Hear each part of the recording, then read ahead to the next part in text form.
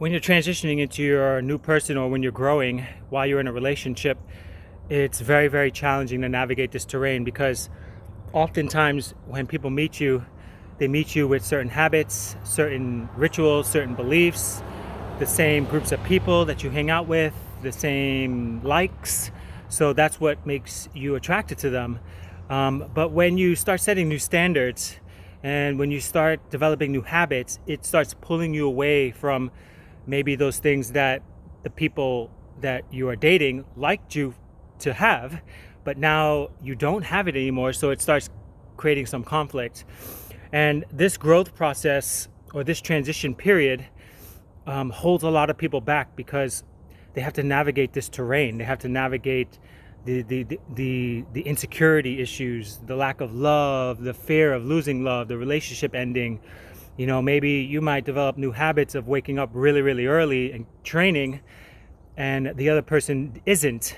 So now they're getting a little angry and frustrated because you're always up at like 5 o'clock in the morning and you're waking them up, and you're getting healthier, you're feeling more energetic, and you feel like you can do more because you started your day earlier and you got your great workout in. Now you feel better, and now they're just dragging through the day, and there can be some resentment there while you're making progress, and they're just kind of just stuck just doing the same things in the night, day in, day out. That transition process is really hard. So those two examples, for example, for me, when I started transitioning into doing triathlon, I was dating this woman, and she liked me for this other guy, this old guy, I always say. And she liked the old guy, but the new guy was getting up earlier. The new guy was training hard. The new guy had a new set of group of friends. The new guy was more hopeful, more energetic, more, courageous. And he was going out there and conquering, and people were loving him for it. And she just was totally not happy with that. It just drove a lot of insecurity issues within her, and she couldn't see that new guy and be with that new guy because I was getting up earlier, and she was like, why are you getting up so early and running and biking and all this stuff? And I said, because I'm trying to get myself better, and I'm trying to put myself in a good frame of mind so I can conquer the day and be a great person for you and for everybody around me. Wouldn't you want that? And it just didn't resonate. And the more I explained that, it just didn't work. The relationship didn't work. Long story short, it did not work. She was like, who is this guy? And and it was hard. It was really hard because I had to make a choice. Am I gonna not pursue what I felt like what God was calling me to do, or am I going to hold myself back because of this person and work through their insecurities and their doubts and their fears and try to convince them that I'm doing it for us, and for everybody around me, and to get to new levels? And after the convincing period went on for almost a year, I was like, I'm spending all this energy here, and it's not changing. Nothing's changing. So I said, okay, what needs to change? I said, I need to change. And I had to make a choice, let go of that relationship.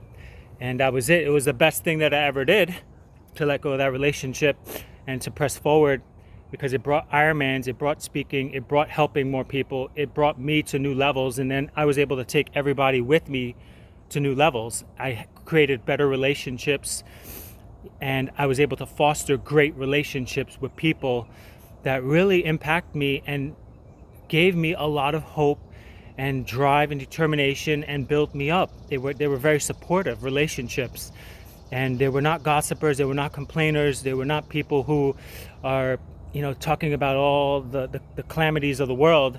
They were the can-do people, the people that were building, creating, dreaming, believing.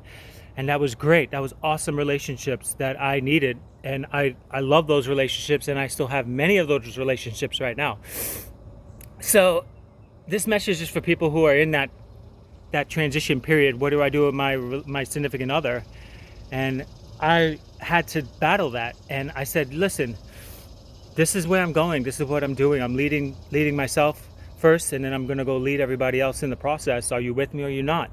I'm not expecting you to do what I do, wake up at 4 or 5 o'clock in the morning and run miles.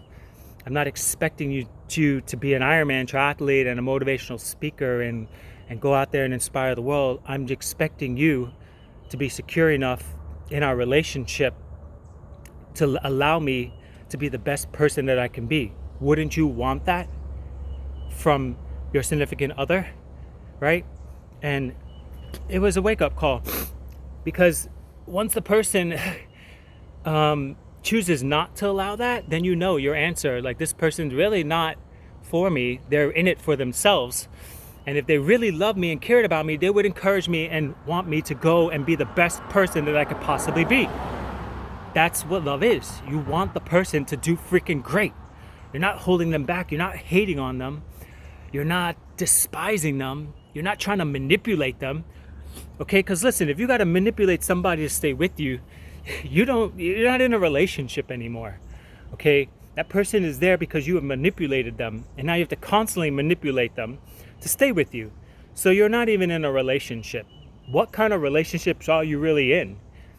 You're in a place where you have no control, and you think you have control, but when the person wakes up eventually and catches on to your manipulation tactics, you're gonna be left high and dry, and then you're gonna be looking for the next person to manipulate and to weave in your complex web. And that's what she did.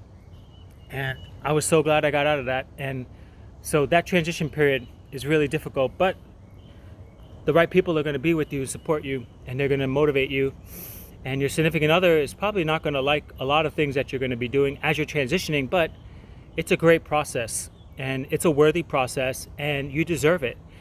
You deserve to grow. You deserve to get better. You deserve to increase your income. You deserve to get healthier, lose weight. You deserve to travel the world. You deserve to provide for your kids and your family in ways that you've never thought possible. You deserve to have more free time to spend with the people that you care about and love, instead of working so much and barely getting by. You deserve these things. And these are very, very strong reasons. And if anybody jeopardizes those, they need to go. I don't care who they are, they need to go. And you need to do you, and make sure you're rescuing yourself or putting on your own oxygen mask before you try to put on everybody else's oxygen mask. Key point there too. Love you guys. Take that with you and have a great day, and cultivate good relationships and have those conversations with your significant others. They're hard conversations, but make those declarations together if you can, and try to line up the two different views. And it's a balancing act. And if somebody can't handle that, then they got to go. Love you guys. Live free, live amazingly.